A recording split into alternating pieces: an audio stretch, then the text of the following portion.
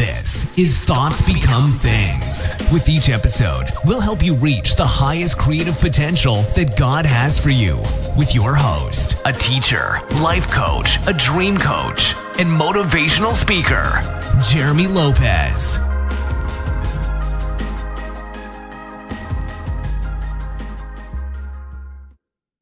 Hello again, everyone, and welcome to Thoughts Become Things. Hey, by the way, I have some important announcement to make to you guys today. We are launching our webinar again this month.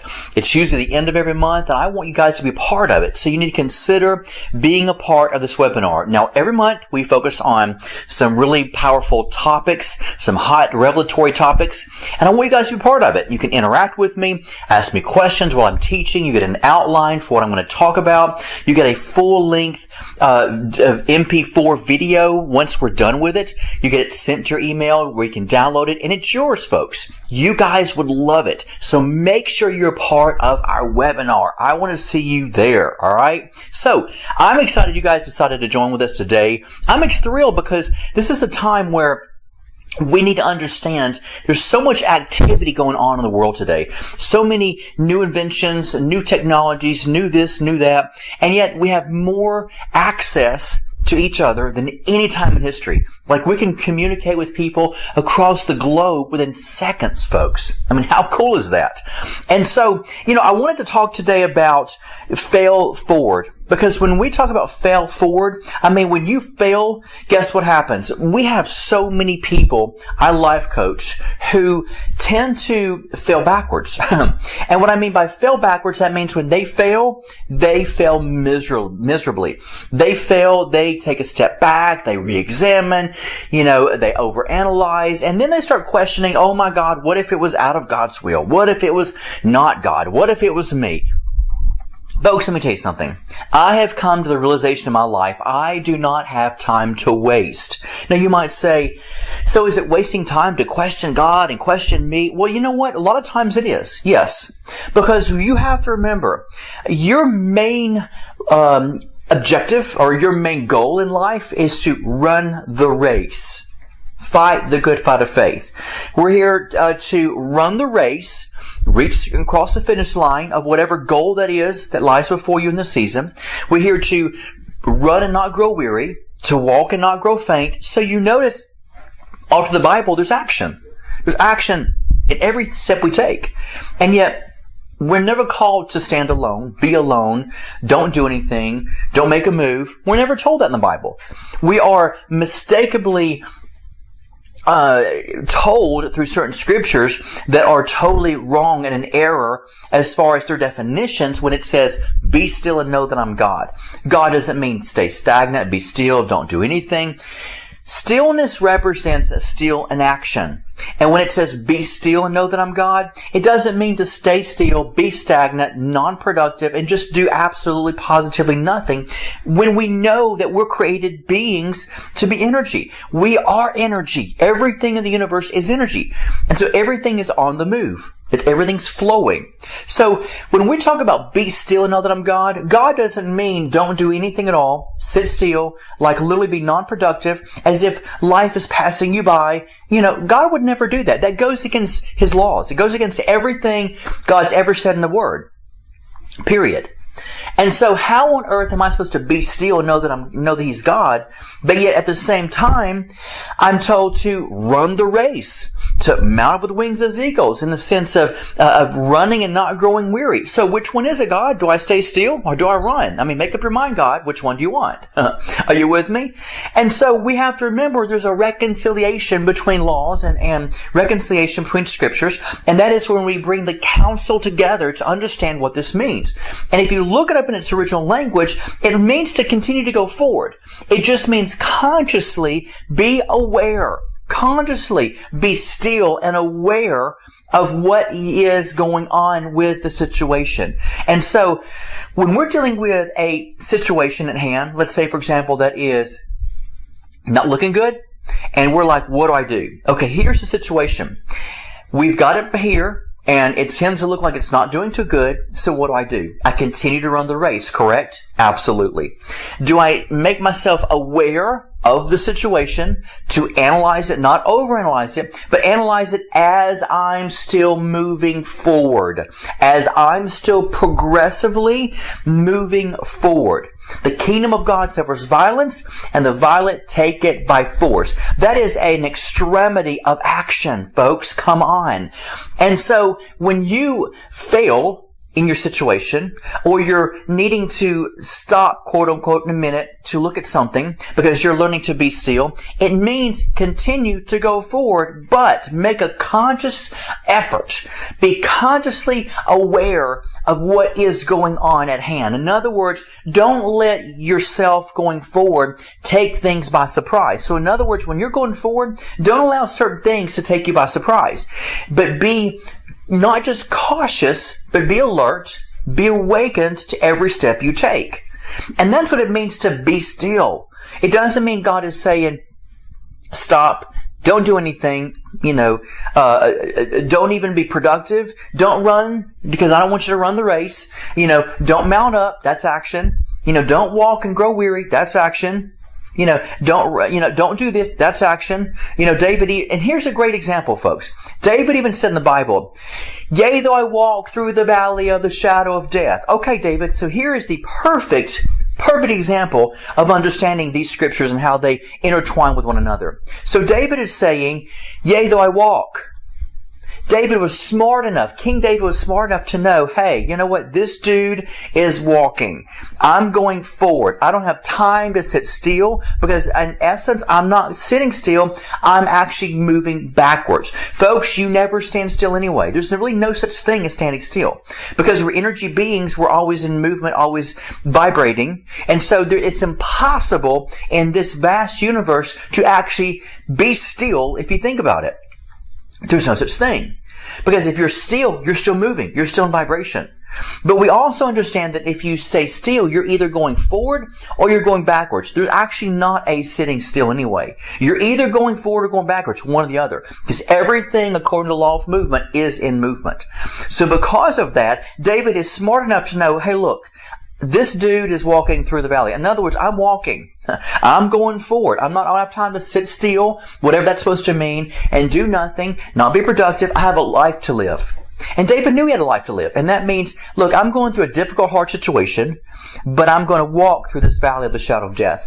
So when we talk about fail forward, most of you say, well, doesn't it make sense to say fall forward? No, because the thing is, I'm not falling. I went through a failing, or I failed in a situation, for example, but I'm not going to fall in it. Okay? So if something is failing, that means I'm going to fail forward. And if I fail, that means I don't have time to sit here and say, oh God, what have I done wrong? Oh God, was this me? Oh God, was this you? And then guess what that spirals down into? Oh God, I must not be hearing you correctly. Oh God, I've messed up. Oh, where are you, God? And all of a sudden you sound like a big drama queen. I mean, the truth is you become a drama queen because then you start questioning. I've known people, folks, I have spoken with people in life coaching for years. I've been in ministry over 30-something years. And what I've heard so many people say, because they don't realize what you focus on expands. I hear people tell me this all the time. First of all, I think I made a mistake. Oh, wait a minute. Hold on. This mistake led me to question God. Oh, wait a minute. This mistake led me not just to question God, but then question myself. Oh, wait a minute. This questioning myself makes me question if I'm even hearing from God. Oh, wait a minute. This questioning myself is even wondering, do I even know God anymore? Oh, wait a minute. Am I even saved? You'd be shocked, folks, the people that come to me with the most craziest nonsense because they have fed the energy of a failure or a something that's causing them to think as if the situation is not looking good, and just spiraling down into this horrible thinking where before long you're thinking, hey, let me reel you back in. Like a fishing rod, I got to reel you back in because you've gotten so far out there that you're not even on the same pattern. And none of these questions are going to cause you to fix the problem. I mean, come on, folks. None of them is going to cause you to fix the problem.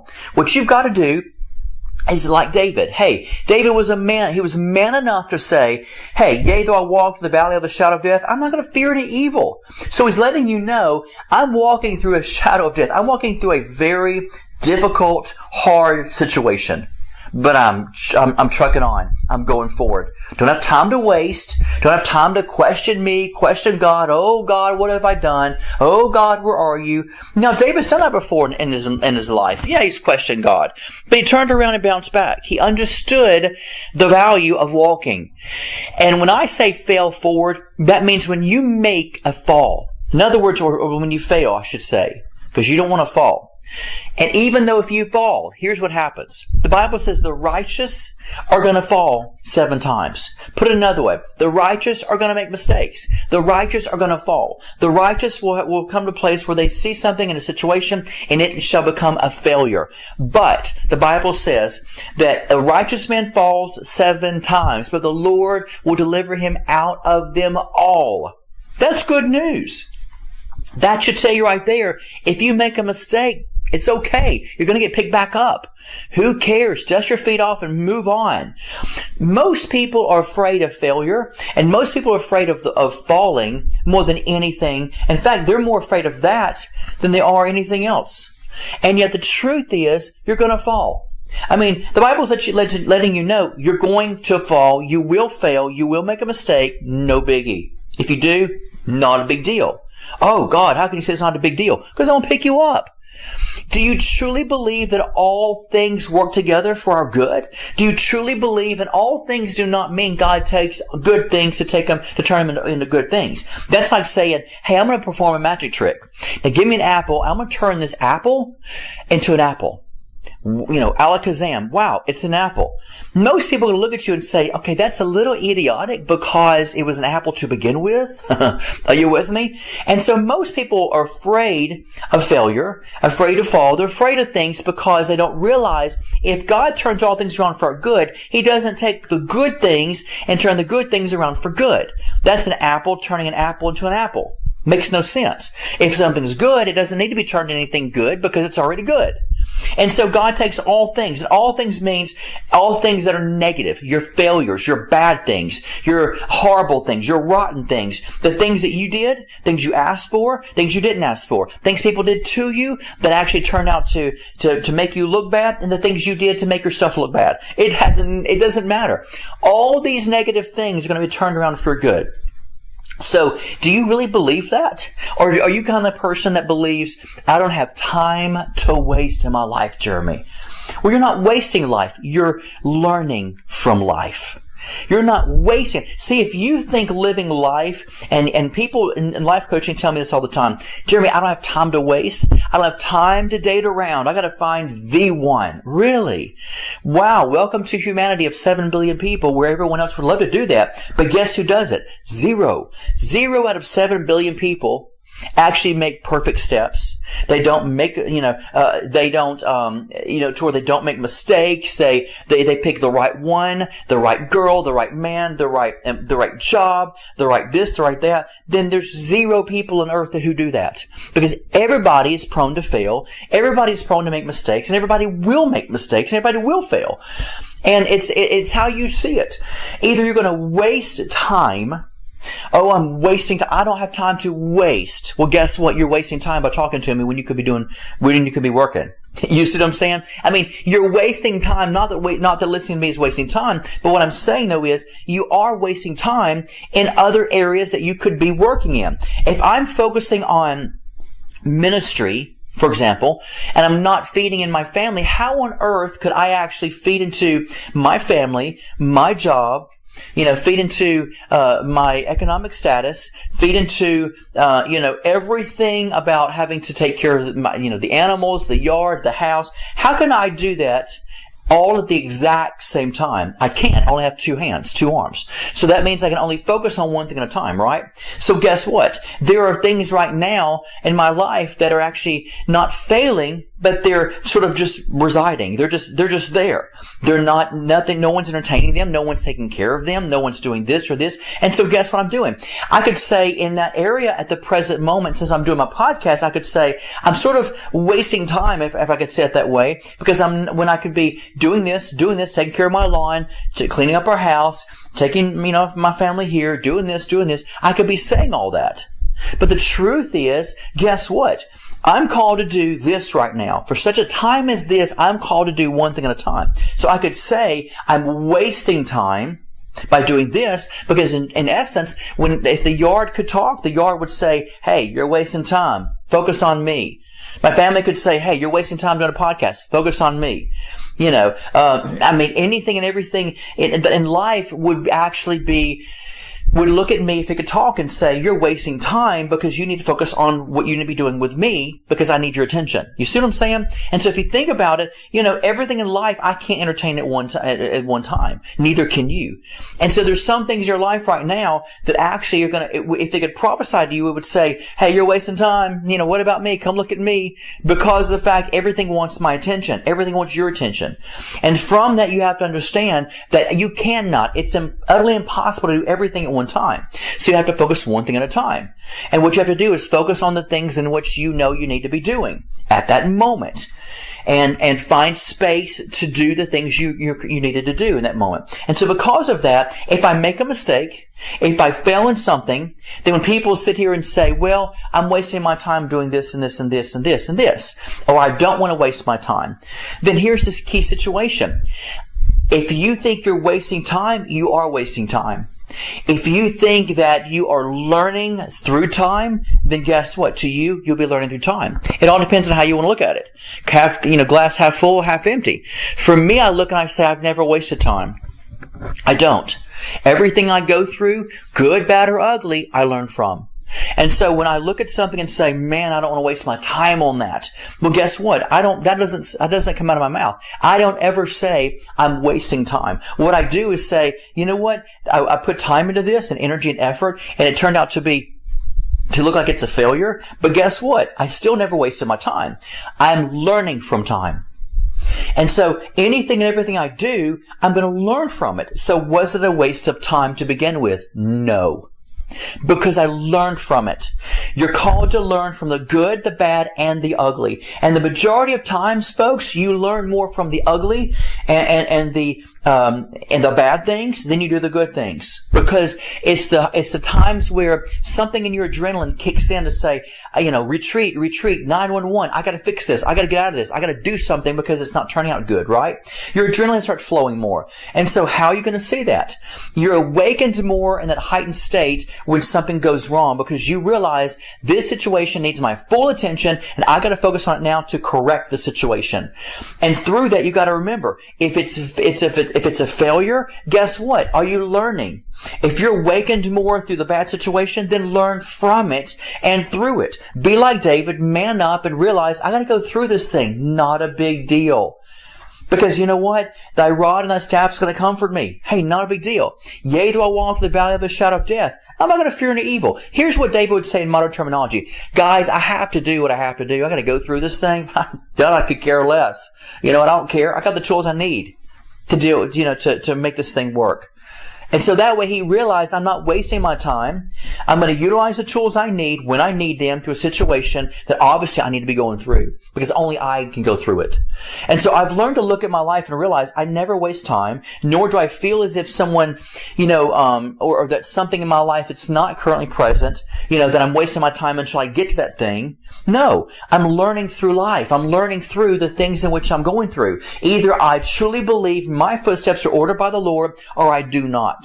One or the other, folks. You can't ride the fence on that one. Either you are ordained, and every footstep you do, God's given it to you, and it's ordained by Him, or they're not. I choose to believe what the Bible says, and that is that my footsteps are ordered by God. End of story. And so because of that, no worries for me. No big deal. I don't have time to worry. What is there to worry about knowing that all things are going to be turned around for my good anyway? What is there to worry about knowing that in this life I'll have trials and tribulations, but be of good cheer, God said He's already overcome them? What do I have to worry about knowing that when I say, I don't want to waste my time finding the right woman, finding the right man, finding the one, when I just look at the situation and say, you know what, I've never wasted my time. If I need to date 3 people, 10 people, or 15 people, girls or guys or whatever your situation may be, it's not a waste of time for me. It's a learning curve. I can learn what I want versus what I don't want. And the main thing is, it's not always about me.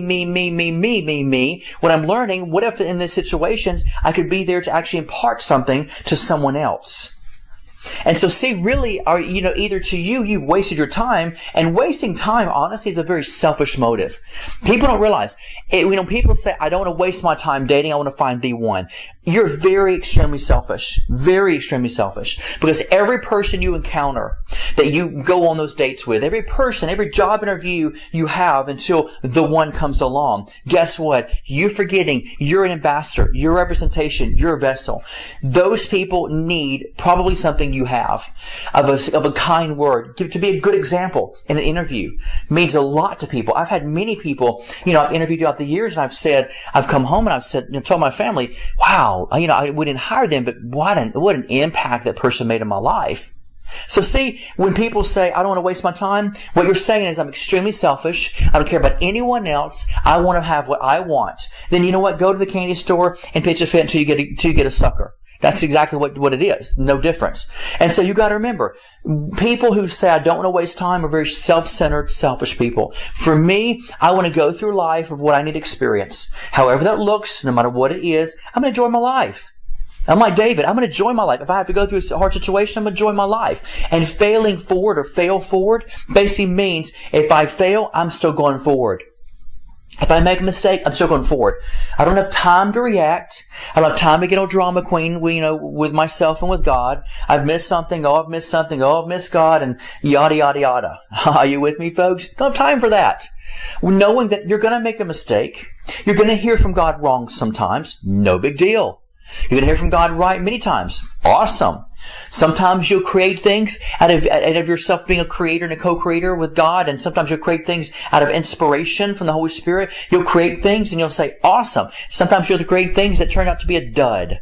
But you know what? I don't care, because I'm still in action. I'm still in the mode of action, and I'm still doing something. And I'm never wasting my time. I'm learning from time. I'm learning through time. I'm learning to realize not a big deal. Something within the equation of that situation means I'm taking and I'm giving. I'm giving as a good example of what I can give through a bad situation, of what it means to be able to man up and smile and go through life with a good heart and a heart of joy and peace. Or I can pitch a fit and say, dadgummit, I wasted my time again. I didn't want to do this. God, bring me the one. I'm going to scream and cry until the perfect one, or the perfect person, or the perfect job, or the perfect this, or this perfect, or perfect that comes along.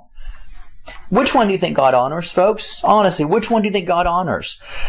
If my footsteps are ordered by God, I'm going to enjoy my life. And if something goes wrong, not a biggie. No big deal.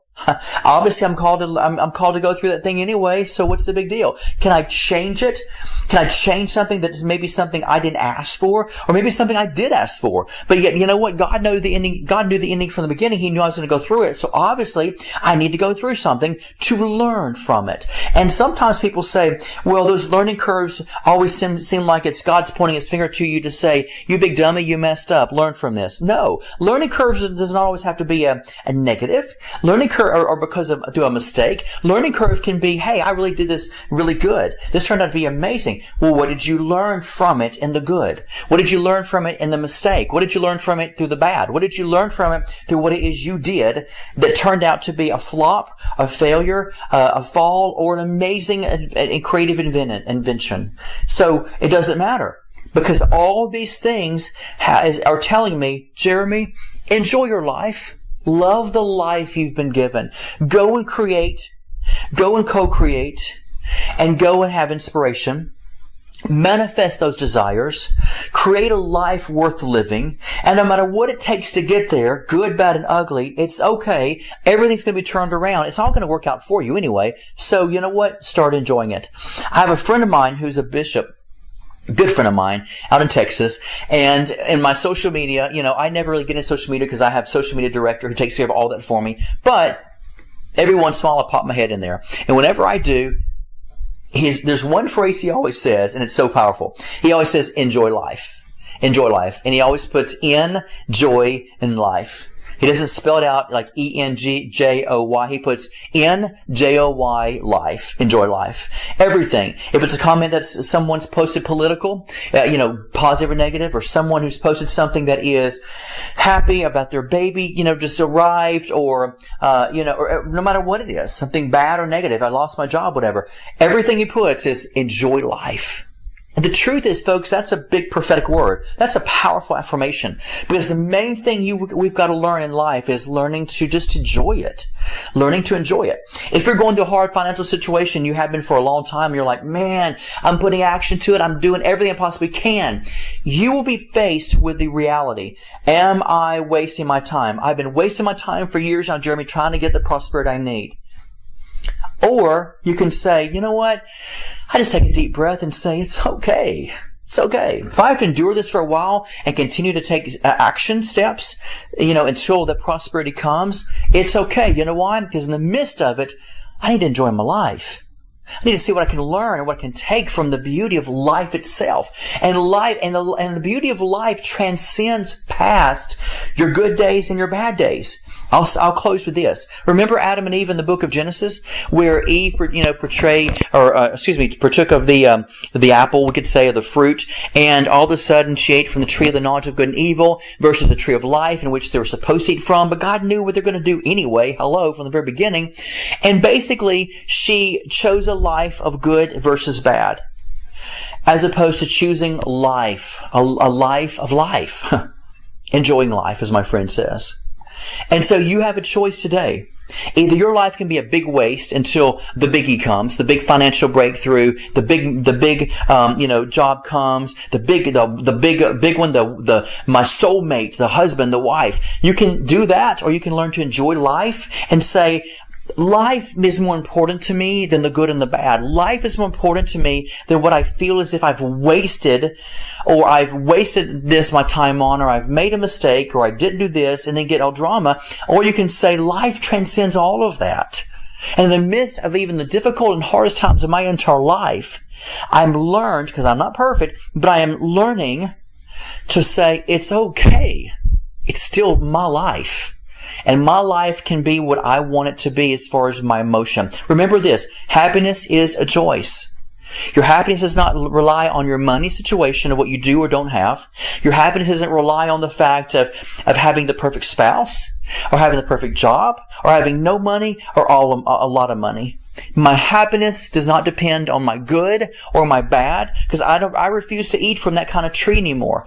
I want to be able to eat from the tree that is called life. And life always transcends past, above and beyond good and bad anyway. And when you begin to understand that, you'll begin to live a life worth living. And life will mean something to you. It'll mean more to you. And you'll find out, you know what? How could I be so ridiculously ignorant the whole time to say I've been wasting my life, or I've been doing this and doing that? If you're making conscious effort and decisions, and you're taking actions of faith, you're never wasting your life. You're building up something that one day will pay off. And when that moment comes, it'll pay off for you when you least expect it. Folks, thank you so much for tuning in again to our podcast, Thoughts Become Things. I want to encourage you guys. I just recently put a package together. I'm a national, international author, but I'm a national best-selling author.